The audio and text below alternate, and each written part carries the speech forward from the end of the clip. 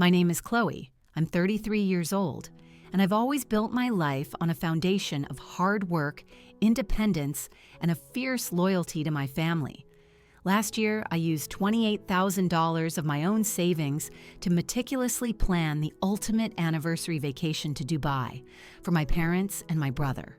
I never ever imagined that I would get a call from my own father telling me I was no longer invited on the very trip I had paid for. And why? So they could give my seat to my brother Leo's fiancée, Jessica.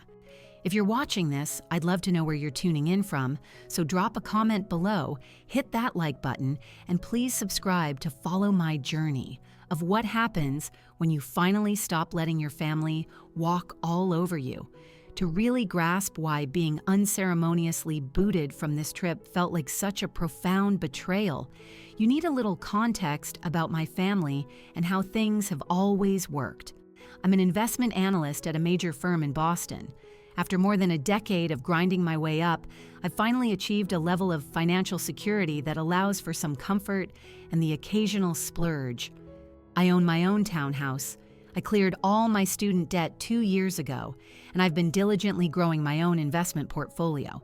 My efforts have borne fruit, and I'm proud of the life I've built for myself, by myself. My father, Robert, is 63 and a retired police captain.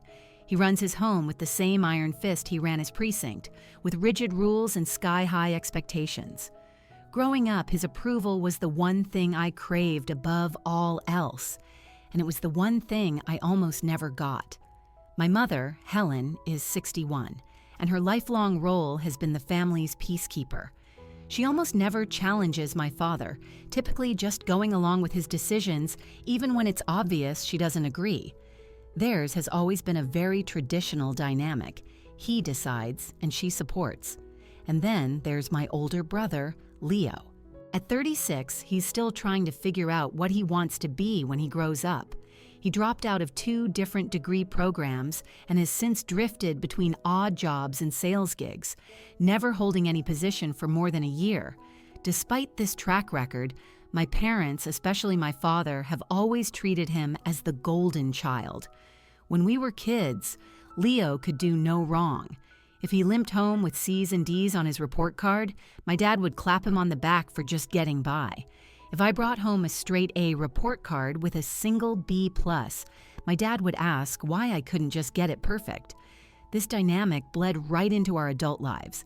When Leo racked up thousands in credit card debt, after a spontaneous guys trip to Miami, my parents cashed in some of their retirement funds to bail him out. But when I needed a small loan for an emergency root canal my first year after college, my father gave me a stern lecture on fiscal responsibility and told me to handle it myself.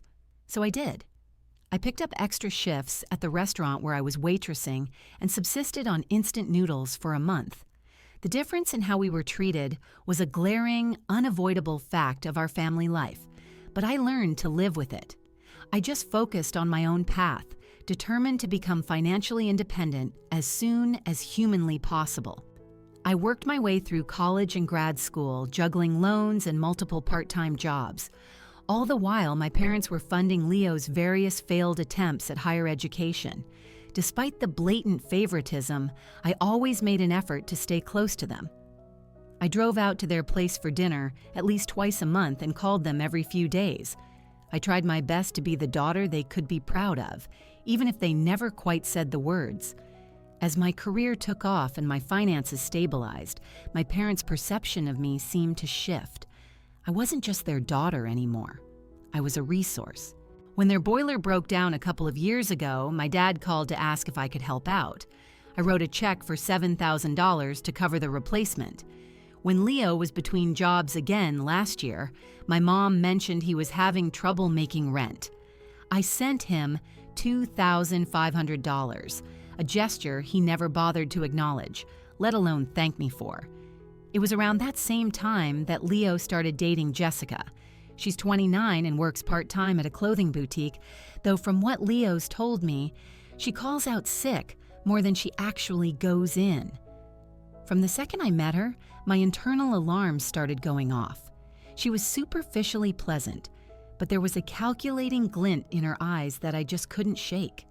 Jessica was a quick study, and she immediately figured out who held the influence and who held the purse strings in our family. Within a month of meeting my parents, she was calling them Mom and Dad and was practically living at their house. She gushed over my mother's cooking and listened to my father's old police stories with a wide-eyed fascination, asking all the right questions to puff up his ego. With me, though, she was completely different. The moment she learned I was an investment analyst, her eyes lit up with a familiar, greedy look. It was the look people get when they find out you have money and they start doing mental math. She started asking intrusive questions about my income, my house, and my travel habits. When I gave her vague, non-committal answers, her interest in me cooled instantly.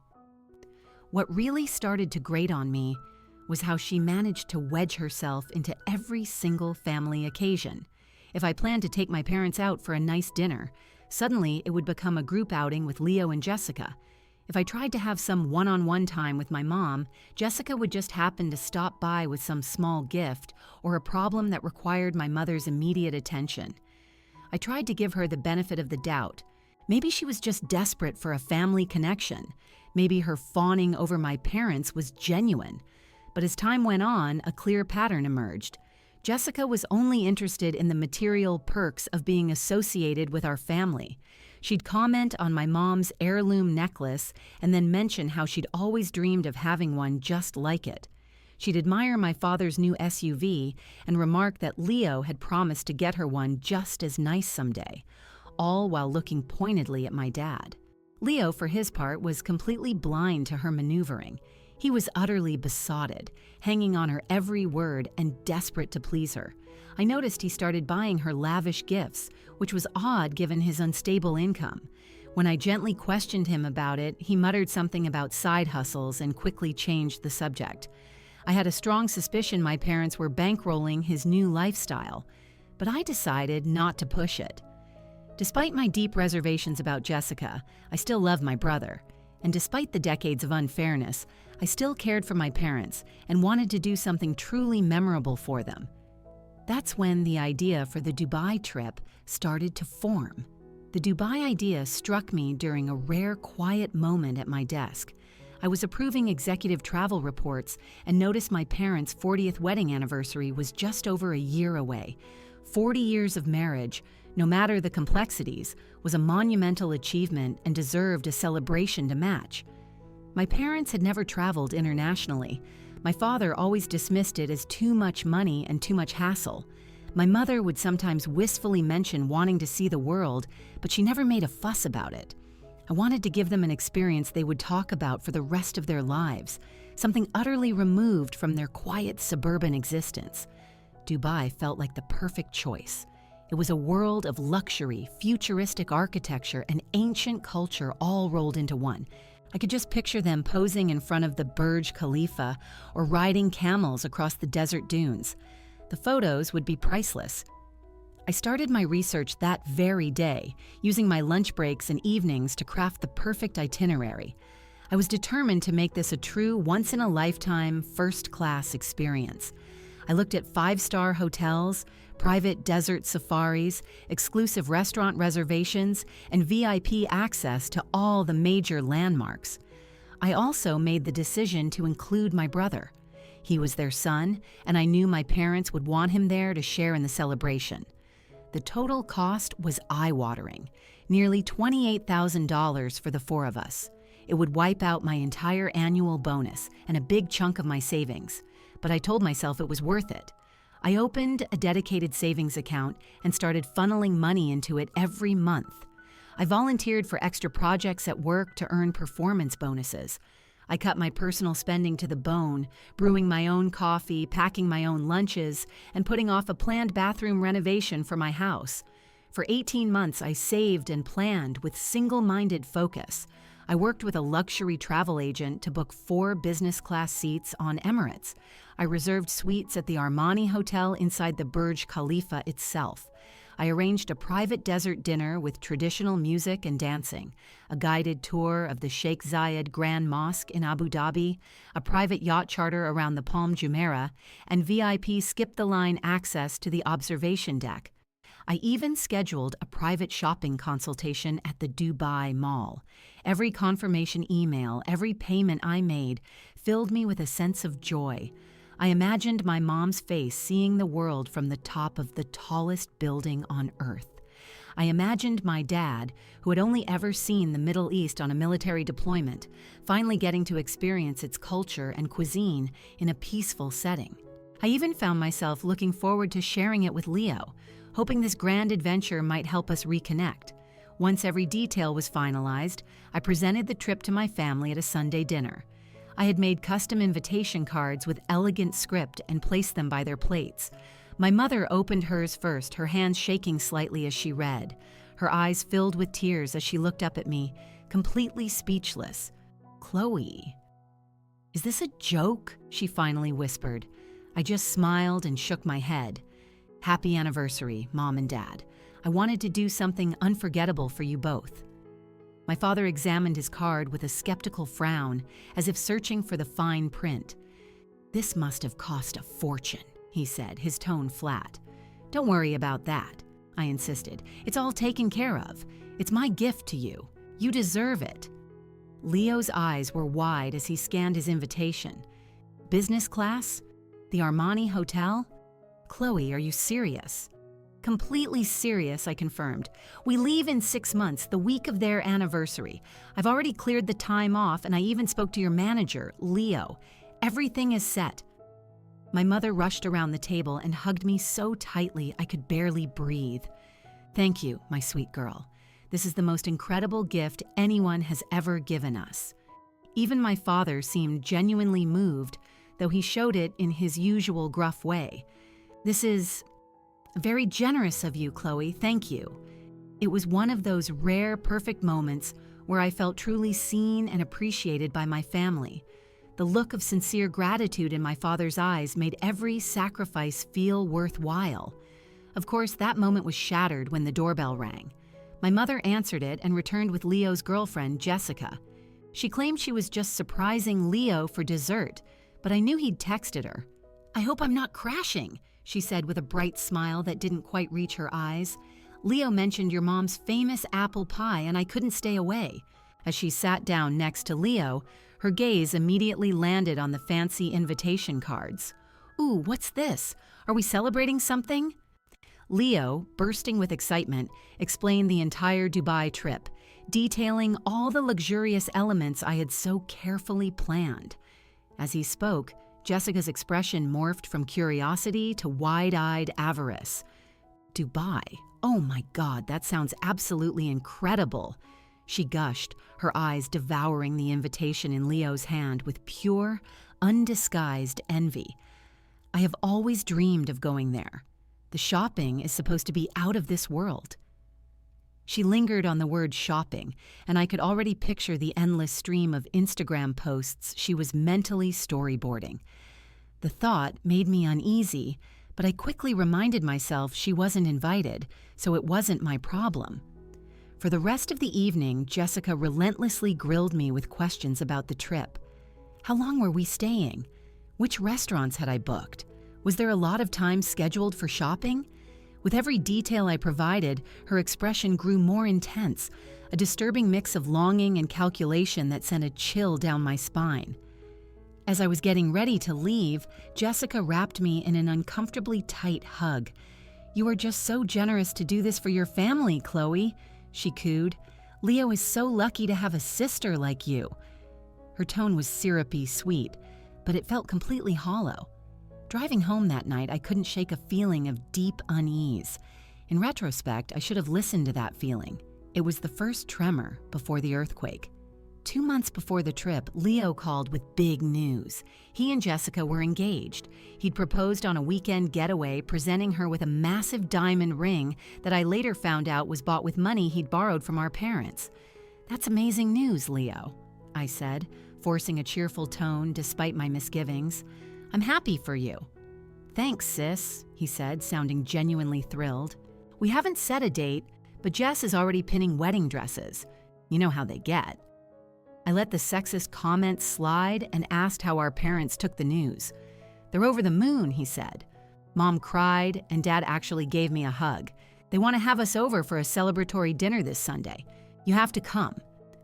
I agreed to be there, though my feelings were a chaotic mix. I wanted my brother to be happy, but I had serious doubts about Jessica's intentions. I couldn't tell if she truly loved him or just saw him as a stepping stone to the family bank account. That Sunday, I showed up at my parents' house with a nice bottle of champagne as an engagement gift. I decided it was a safe, traditional choice. Not too personal, not too expensive. When I arrived, the house was already buzzing. My mother had cooked a feast, my father had bought a centerpiece for the table, and Leo and Jessica were holding court in the living room like visiting royalty. Jessica was flashing her ring at my mom, who was making all the appropriate cooing sounds. "Chloe!" Jessica squealed when she saw me, jumping up for an embrace. "I'm so glad you're here. Look at the ring, isn't it perfect?" Leo did so well. I politely admired the ring, mentally noting it was at least 2 carats and far beyond anything Leo could afford. My suspicions were all but confirmed when I saw my mother was wearing her costume jewelry instead of her usual gold bracelet. I was almost certain she'd pawned something to help Leo pay for the ring. At dinner, the conversation naturally drifted to the Dubai trip, now just 8 weeks away. Jessica leaned forward, her eyes gleaming, as my mother talked about what she planned to pack. "I've been doing so much research on what to wear in Dubai," Jessica chimed in. "For the desert safari, you'll want light, flowy fabrics. And for dinner at the Armani Hotel, we should all get really dressed up. I was thinking of wearing that new sequin dress I bought." Her casual use of the word "we" was like a siren going off in my head. I glanced at Leo, who was suddenly very focused on cutting his steak. My dad, however, was nodding along, completely unfazed by her presumption. I cleared my throat. "Jessica, I'm not sure if Leo explained, but this trip is for my parents' 40th anniversary. I made all the arrangements for 4 people, my parents, Leo, and me." A tense silence descended on the table. Jessica's smile became a tight, frozen line. My father put down his silverware with a deliberate clank, a sound I knew from childhood meant trouble. "Chloe," he said slowly, "now that Leo and Jessica are engaged, she's family. Don't you think it's only right to include her in a family celebration?" My stomach clenched. "Dad, I would, but everything has been planned and paid for. The flights, the hotel suites, the private tours. It's all booked for a party of 4. Adding a 5th person now would be incredibly complicated and expensive." "Surely you can make a few calls," my father pushed. "She's going to be your sister-in-law." My mother, who had been quiet, finally spoke up. "Robert, the trip is Chloe's gift. She's put so much work into it." I shot her a grateful look, but my father waved her off. "Chloe is doing very well for herself. I'm sure a little extra cost won't break the bank." Leo finally looked up. "Jess has never even been out of the country. This would be the most amazing experience for her." Jessica reached over and squeezed my father's arm. "Oh, I would never want to impose. It's just, it sounds like such a special family memory. I would be honored to be a part of it, but I completely understand if it's not possible." Her words were humble, but her eyes were daggers. I took a deep breath. The issue isn't just the cost, although that's a big part of it. The business class flight alone would be over $6,000 at this point, if we can even find a seat. The suites are configured for a specific number of guests. The private tours have a 4-person limit. "So you're saying no," my father said, his voice laced with disapproval. "I'm saying it would be extremely difficult to change everything at this late stage," I clarified. "Maybe you and Jessica can plan your own trip to Dubai for your honeymoon. I'd be happy to share my itinerary." "That's very kind of you, Chloe," Jessica said with a strained smile. "But it wouldn't be the same as all of us going together as a family." "Family should be together for these things," my father added, nodding in agreement. The sheer hypocrisy was staggering, but I held my tongue. This was supposed to be a celebration, not a showdown. "Let me see what I can find out," I conceded, knowing full well I had no intention of spending thousands more to include a woman I was convinced was a grifter. The rest of the dinner was suffocatingly tense. As I was leaving, my father walked me to the door. "Chloe, I expect you to do the right thing here," he said, his tone leaving no doubt as to what he considered the right thing. "I'll look into it, Dad," I replied, my voice flat. Driving home, a feeling of dread washed over me. This wasn't over. Not by a long shot. A month before the trip, my dad called and asked me to come over. "We need to have a talk about Dubai," he said, his voice oddly formal. "Can you be here around 7? I agreed, but my stomach was in knots. I had a very bad feeling about this. My attempts to get a straight answer about packing or final details in the preceding weeks had been met with evasiveness. When I got to their house that evening, the atmosphere was heavy. My mother opened the door but wouldn't meet my gaze. In the living room, my father sat stiffly in his armchair. Leo was on the couch, and right next to him, looking perfectly at home, was Jessica. "Chloe, sit down," my father commanded, pointing to a single chair placed opposite them, like I was at an interrogation. I sat, my heart pounding. "What's going on?" My father cleared his throat. "We've been discussing the Dubai trip, and we've come to a decision. The use of 'we' was not lost on me. This was my gift, yet they were making decisions about it. Your mother and I feel that since Jessica is about to join the family, this anniversary trip is the perfect opportunity for all of us to bond." I nodded slowly. "Okay. As I said before, it's complicated to add another person, but if it's that important to you, I can look into the costs." "That's not quite what we had in mind," my father interrupted, looking uneasy for the first time. "Given the booking constraints you mentioned, we feel the most logical solution is for Jessica to take your place on the trip." The words felt like a punch to the gut. I just stared at him, sure I had heard him wrong. "Excuse me?" "It makes the most sense," he pressed on, his voice shifting into that authoritative tone that tolerated no dissent. "You've traveled a lot. Jessica has never been anywhere. This would mean so much more to her." I felt the air leave my lungs. My mother was staring intently at her hands. Leo looked vaguely ashamed but said nothing. And Jessica? Jessica had a small, triumphant smile playing on her lips. "Dad," I finally whispered, "I paid for this trip. I planned everything. It was my gift to you and Mom." "And we appreciate that," he said dismissively. "But once a gift is given, it belongs to the recipient. And we would like to share this gift with our son and his future wife." The casual cruelty of that statement stole my breath. I looked at my mother, pleading with my eyes for her to say something, but she remained silent, a statue of inaction. "Jessica deserves this more than you do," my father added, twisting the knife. "She's becoming part of this family. This experience will be more meaningful for her than it would be for you." Tears burned my eyes, but I refused to let them fall. I spent 18 months planning this. I worked extra hours and put my own life on hold. I spent $28,000, and we'll pay you back for your share, my father said, as if money was the issue. "Leo calculated your portion at about $7,000. We can write you a check." I let out a sharp, disbelieving laugh. "7,000? Dad, the business class ticket alone cost more than that. Never mind the hotel, the tours, the private experiences." Leo finally piped up, "Come on, Chloe, don't be so selfish. This is what family does.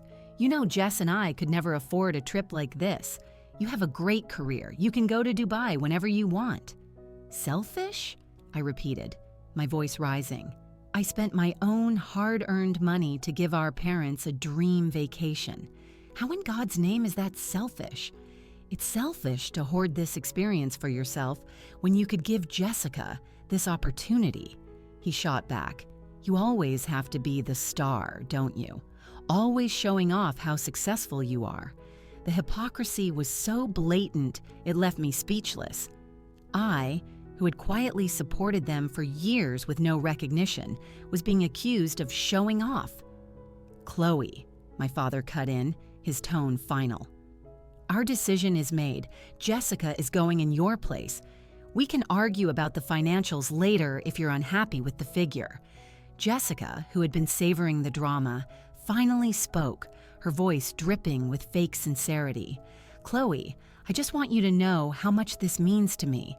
I'll cherish sharing this with my future in-laws forever. I'm so grateful to you for making this possible." Her performance was flawless, but I could see the smug victory in her eyes. My mother finally looked up, her expression a mask of misery. "Chloe, It's fine, Mom," I cut her off, unable to hear her excuses. "I get it. I understand exactly what's happening." I stood up, my legs trembling. "I hope you all have a wonderful trip. It's a gift, after all. And as Dad said, the recipient can do whatever they want with it." "Don't be so dramatic, Chloe," my father grumbled. "There was no problem here until you created one." I shot back, my voice finally steady and cold. "The problem is that you have always put Leo first. The problem is you think it's okay to take something I worked for and just give it away. The problem is that I'm supposed to be family too, but I'm disposable." My father's face hardened. "That's enough. I will not have you speak to me that way in my own house." "Fine," I said, grabbing my purse. "Then I'll leave." As I walked to the door, Jessica called out, "Chloe, please don't be angry. We're going to be sisters soon."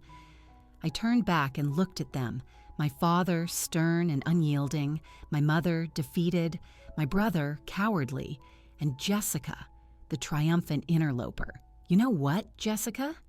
We are not. You will never be my sister. You can marry my brother and charm my parents, but after this, you and I will never, ever be family." I walked out and shut the door behind me. The moment I was in my car, the dam broke. I cried so hard my whole body shook. The betrayal was a physical pain, a deep, hollow ache in my chest. But as I drove, the grief slowly began to curdle into a cold, hard rage. I had poured my heart, my time, and a small fortune into this gift, and they had just taken it. By the time I got home, a new resolve had formed. They may have kicked me off the trip, but all those reservations were still in my name. And if they thought they could treat me like this and get away with it, they were in for a very expensive surprise. I spent that night crying myself empty. The betrayal was an open wound. Around 2 a.m., I called my best friend, Maya. "They did what?" she shrieked after I recounted the whole sordid affair. "Your own father told you to get lost from a trip you paid for, and you're just supposed to be okay with that?" "Apparently," I said, my voice raw. "He actually said Jessica deserves it more. After everything I've done, this is what I get." "Chloe, I love you, but it's time to stop being a doormat," Maya said, her voice firm. "They've been taking advantage of you for years. This is a declaration of war. What can I do? The trip is paid for. If I cause a scene, I'm just the dramatic one again." Maya was quiet for a second. "Don't let them have this. You planned it. You paid for it. Everything is in your name, right?" "Yes," I confirmed. "All the bookings, all the confirmations, they all come to my email." "Then you're still in control," she said, and I could hear a grin in her voice. "I'm not saying you should cancel the whole thing, but maybe you could make a few adjustments." We brainstormed for another hour. By the time we hung up, the tears were gone, replaced by a steely determination. I wouldn't cancel their trip. That felt too cruel, even for them. But the ultra-luxury experience I had planned, that was about to vanish. The next morning, I called David, my travel agent. I explained the situation vaguely, saying my plans had changed and I would no longer be traveling. "I'm so sorry to hear that, Chloe," he said, sounding genuinely sympathetic. "What changes did you have in mind?" "First," I began, "the flights. I need to switch all passengers from business class to economy." "That's quite a change," he noted. "Are you sure?" "Positive," I said. "Next, cancel the reservation at the Armani Hotel. Instead, please book them 2 standard rooms at the..." I paused, consulting the list of budget hotels I'd researched overnight. "The City Seasons Hotel in Dara. Chloe, that's a 3-star hotel on the other side of the city, far from all the attractions you had planned," David pointed out, concerned. "That's fine," I assured him. I also need to cancel all the private experiences, the desert safari, the yacht charter, the VIP Burj Khalifa access, all of it. Chloe, he said cautiously, these changes will completely transform the trip. Are you absolutely certain this is what you want? I am, I said firmly. My budget has changed, and these adjustments are necessary. Also, please cancel the private airport transfers and the personal shopping experience. David sighed. What about ground transportation? Should I arrange anything for them? I thought about it. I didn't want to leave them completely stranded. Please arrange a basic group bus tour package, something that hits the main sites but no private guides, no special access. I can do that, he confirmed. And about your portion of the trip? We have a significant credit now from all these downgrades. We could apply it to a solo trip for you at a later date. This was the part I was looking forward to. Actually, yes. I've always wanted to go to Bali. With the credit, what kind of trip could I book for one person? Bali is a wonderful choice, David said, his tone brightening. With this credit, Chloe, you could have the most incredible, luxurious trip imaginable. We spent the next hour rebooking everything. The Dubai trip was stripped down to a bare-bones international vacation. Meanwhile, I had secured myself a week in a private overwater villa in Bali, complete with a personal butler, daily spa treatments, and all-inclusive gourmet dining. All the changes are confirmed, David said. The new itineraries are being emailed to you now. Do you want me to forward the updated Dubai plan to your family? No, I said after a moment's thought. I'll take care of it. But I had no intention of doing so. Let them find out when they arrived at the airport dressed for the business class lounge, only to be herded into the economy check-in line. Let them feel that jolt of confusion when the driver in Dubai took them not to the gleaming Burj Khalifa, but to a generic hotel in an old, crowded neighborhood. A small part of me felt a pang of guilt, especially for my mother. But then I remembered her silence as my father dismantled my gift and my dignity. My guilt evaporated. I wasn't taking their trip away. They were still going to Dubai. They would just be experiencing it the way they had decided to treat me, as an afterthought. As I hung up the phone, I felt a massive weight lift off my shoulders. For the first time in my life, I had refused to absorb the blow. I had stood up for myself. I knew there would be an explosion when they found out, but at that moment, staring at the confirmation for my Bali villa, I couldn't bring myself to care. They made their choice. Now I had made mine. The day of their departure arrived. I hadn't spoken to any of them since that awful night. My father had left a single voicemail about settling the finances, which I ignored. My mother sent a few bland texts, carefully avoiding the topic. Leo hadn't reached out at all. I knew their flight schedule, and I pictured them strutting into the airport ready for champagne and caviar, only to be pointed toward the back of the plane. I was at my desk, pretending to work, when my phone buzzed with my father's name. It was time. "Hello, Dad," I said, my voice perfectly neutral. "Chloe." "What in the hell is going on?" he barked. "We're at the airport and they're telling us our tickets are for economy. There's been a mistake." "No mistake," I replied calmly. "I made some adjustments." There was a stunned silence. Then he erupted. "You did what? How dare you? We look like idiots. The agent is looking at us like we're lying." "I'm sorry you're embarrassed," I said. "Not sorry at all.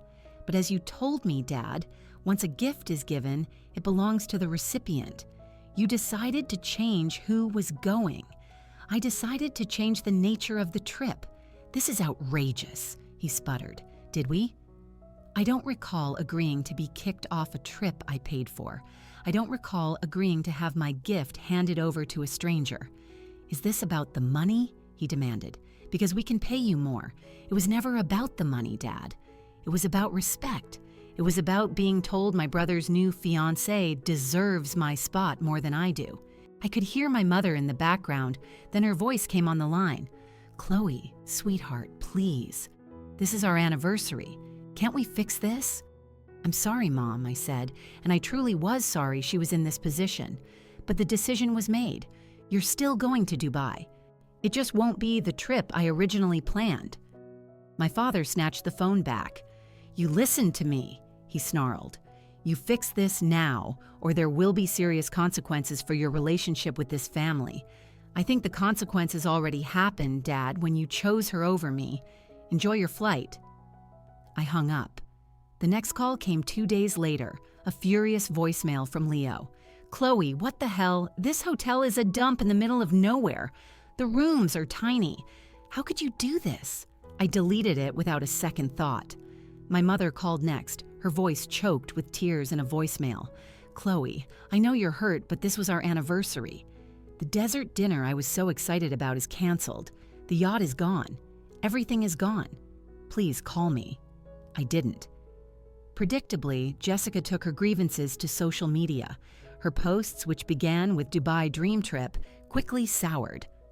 "Not everything is as glamorous as it looks online," she captioned a photo of their drab hotel room. "Expectation vs reality travel fails." Another post showed them in a massive line for the Burj Khalifa. 3-hour wait just to get in the elevator. "Someone didn't plan this very well. Exhausted, not worth it." The most satisfying update came 4 days in. A voicemail from my father, his tone completely changed. "Chloe," he began, sounding hesitant, We owe you an apology. The travel agency showed us the original itinerary. I had no idea the extent of what you had done. What we did was wrong. I see that now. Taking your spot was unfair. I hope when we get back, we can talk. I want to make this right." I saved the message but didn't reply. The most surprising message came from my mother the next day. It was a long, heartfelt email. "Dearest Chloe, I am so sorry, not just for this trip, but for all the years I stood by and let your father favor Leo. I was always afraid to rock the boat, but my silence was a betrayal. I see that now. For what it's worth, Leo and Jessica have been at each other's throats this entire time. The stress has revealed cracks I think were always there. Your father is finally seeing her true colors. I know this doesn't fix anything, but I wanted you to know that this trip feels hollow without you. When we get back, I want to start making things right." That message brought tears to my eyes, tears of validation. And finally, on their last day, a text from Leo. It was 3 words. "You were right." From social media gossip, I later learned Jessica had a full-blown meltdown in the Dubai Mall when Leo refused to buy her a designer handbag, screaming that he had ruined her once-in-a-lifetime trip. While they were having their vacation from hell, I was in paradise. My villa in Bali was heaven on earth. The staff treated me like royalty. I had breakfast delivered by boat, spent my days reading by my private infinity pool, and ate gourmet meals under the stars. I posted 1 photo from my entire trip, my feet propped up, the turquoise ocean stretching to the horizon. The caption was simple. "Sometimes you have to choose yourself. Self-care Bali." I knew they'd see it. And for the first time in my life, I didn't care what they thought. When I got back, rested and renewed, my family was eager to talk. I eventually agreed to meet my father for coffee. He looked nervous and stood when I arrived. "I owe you a profound apology," he said, his voice thick with emotion. "What we did was wrong. There's no excuse." "Why did you do it?" I asked, the question that had haunted me. He sighed. "I could make excuses. But the truth is, I haven't been fair to you for a very long time. I always expected more from you, and when you delivered, I took it for granted. I held you to a higher standard, and I resented you for meeting it while your brother struggled. I favored him because I saw him as needing my help. In doing so, I failed to appreciate the daughter who never needed it." His honesty was disarming. We talked for 2 hours, unpacking years of hurt. It wasn't a magic fix, but it was a start. As for Leo, the trip was a wake-up call. The stress had exposed Jessica's entitlement and materialism. 2 weeks after they returned, he ended the engagement. Jessica called me. bizarrely demanding I compensate her for her ruined vacation. I listened for 30 seconds before hanging up and blocking her number forever. My relationship with my mother healed the fastest. She started finding her voice, standing up to my father in small ways. My journey with Leo was harder, but 6 months later, he took me to dinner and gave me a real apology, not just for the trip, but for a lifetime of taking me for granted. The whole ordeal was a painful but necessary catalyst. I learned to set boundaries, to value myself, and to demand the respect I deserved. For my parents' 40th anniversary, we rented a cabin by a lake a few hours away. We cooked together, played board games, and just talked. It wasn't Dubai, but it was real. If you're watching and see your own story in mine, know that it is possible to change the dynamic. It takes courage, and sometimes you have to make a hard choice to protect your own peace. It doesn't mean you don't love your family, it means you love yourself enough to expect to be treated well. So, what about you? Have you ever had to stand up to family members who took you for granted? How did it turn out? Let me know in the comments below. If my story resonated with you, please give this video a like and subscribe for more, and share this with anyone who needs to hear that it's okay to put yourself first. Thank you for listening, and remember, sometimes the most loving thing you can do is say no.